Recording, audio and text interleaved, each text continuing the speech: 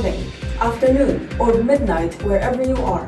I'm Aurelia and this is HR Global News live from Sydney, bringing you the real bad news stories behind the popular golden arches. Now, let's all take a moment to reflect. How would you feel if we uncovered what McDonald's doesn't want the public to know or think about? Disturbingly, over 250,000 young Australian McDonald's workers were denied their legal 10-minute breaks, a protected right under the fast food world, unbeknownst to many. This is just the start of a global HR crisis for McDonald's.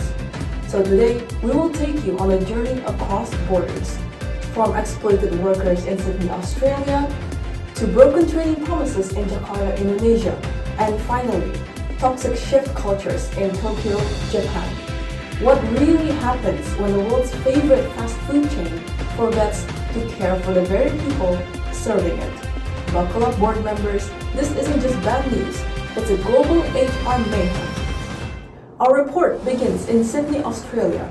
Since 2015, thousands of young McDonald's employees have been systematically denied legally mandated paid rest breaks, leading to national class action. This reflects a leadership and engagement failure where basic rights were ignored. Let's hear from a Sydney representative.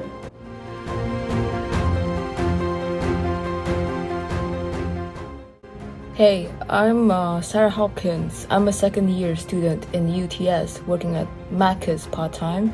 I actually just found out that I have a legal 10-minute break that I could take, and I'm learning human resource class in UTS, which is even more insane because this whole time I never knew that this is something legal that I could have. And just me looking through the article right now that I learned in week 4, it includes that paid breaks are actually a legal requirement, and it's actually good practice. In class, I learned that McDonald's early success actually relied heavily on strict operational control and efficiency, which often prioritizes speed and customer service over employee well-being. I have thought that constant rushing in the workplace, right, when I work at Macca's and everything, is actually quite normal. That made me question a lot about my well-being now, because it's making me question when leadership ignores your rights, motivation suffers as well. I just can't believe that my 10-minute break is just neglected. It's only 10 minutes. But yeah, that's pretty much it, honestly. Thank you, Sarah. Your experience highlights the leadership and culture impact on engagement. Sarah gave us some information which was covered in week 5's UTS HRM class. And based on Davis J., the article explains that while Employee Net Promoter Score, otherwise known as the NPS, is a simple tool for measuring employee engagement by categorizing employees as promoters, passives, or detractors, it oversimplifies employee sentiment and lacks depth. Consequently, McDonald's Australia has seen declining ENPS scores of -25, which is a clear indicator of broken employee experience and widespread dissatisfaction. This don't ask, don't tell culture, driven by performance pressures, is unacceptable. Local Indonesian reports detail inconsistent training and minimal support, with new hires often thrown into roles unprepared. Let's hear from an Indonesian representative.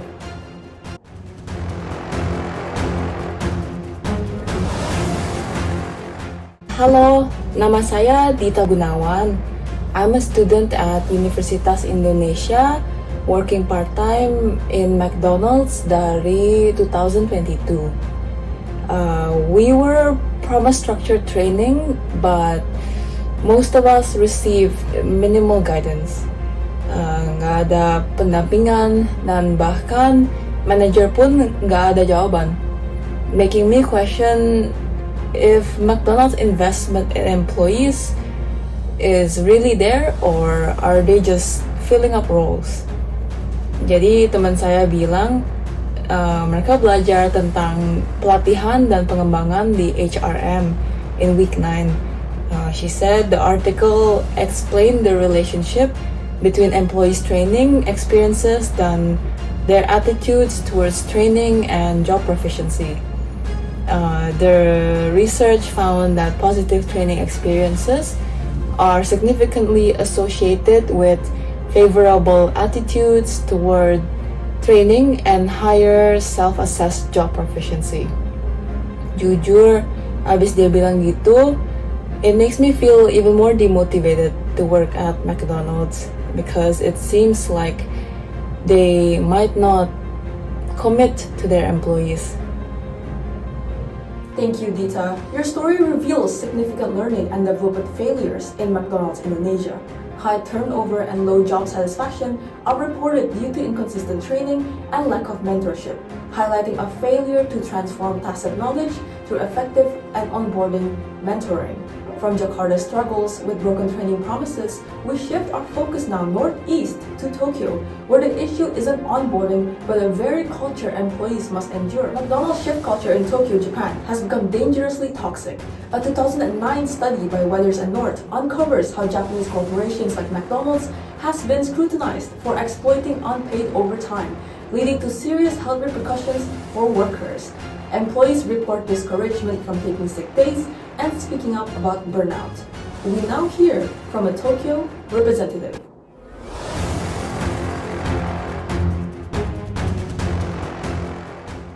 Konnichiwa, Yuki Yoshikawa desu. I am a part-timer in McDonald's Tokyo, and I will work there while finishing my university. Nihon wa kiritsu wo omonjiru. But in store, it became toxic. Managers were cold, communication was bad, scolding in front of kokyū wa ipanteki deshita. My parents in Jinrai Kanri explained how culture and leadership affect motivation. There was high power distance, culture gone wrong, fear replaced feedback, there was no team support, leading many part-timers like myself, kikai no yo ni kanjiru. I hope speaking up makes a difference. Arigatou gozaimashita. Thank you, Yuki. Your account to McDonald's Japan toxic shift culture and leadership is deeply concerning, revealing the impact of such environments on well-being and engagement. When organizational culture suppresses concerns, burnout worsens. Yuki's experience highlights a critical need for change.